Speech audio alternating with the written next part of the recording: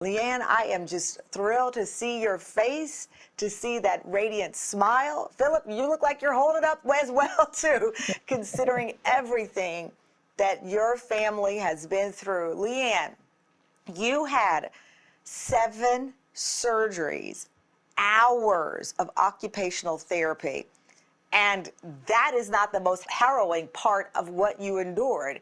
Let me ask you, how are you feeling today? Overall, I would say I'm getting stronger physically every day. Neurologically, we're still working through some issues. Spiritually, I have never been stronger. Wow. You know, I'm looking and reading your story. This is one of those truly blink of an eye moments. You were just climbing down the boat ladder, something I'm sure you've done many times, and you slipped into the water.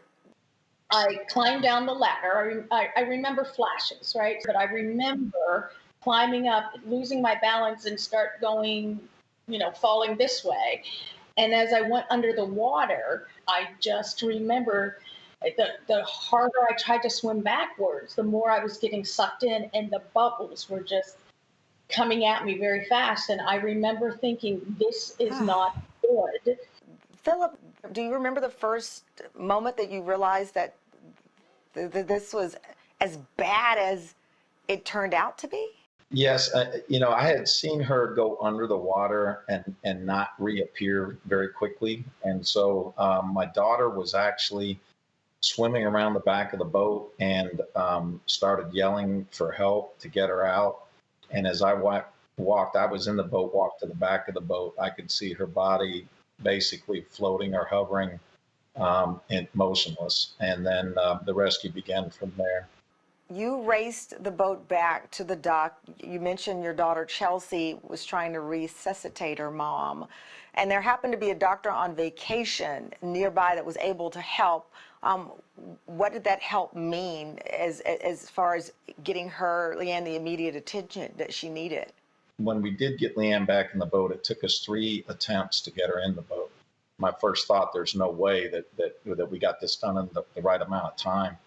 And we got her in the back of the boat. My daughter resuscitated her. She began to breathe. When we did hit the beach, one of the first people that arrived to the boat was Dr. Wakefield, who works in the cancer department in his hospital in Memphis, Tennessee, and his wife, Amber, who is a nurse. And he began to take charge of the rescue at that moment. He was the one that originally put her organs back into her body right on the backboard. Then they placed her in the rescue vehicle and inundated her there. I mean, just again, I try to play this in my mind. It's something you cannot imagine, Leanne. And I know that your family has faced such trauma as a result of this. You had this near-death experience, but that was witnessed by your child and your husband, the 2 people I imagine you love more than anybody else in this world. Looking back at it, what have you learned about life, really about yourself? How has this changed you? One thing I've learned is that I could not believe that God had a place and a piece in every step of the way from the accident. It's like the captain of the boat was able to actually drive onto the sand. The lifeguard was actually a firefighter.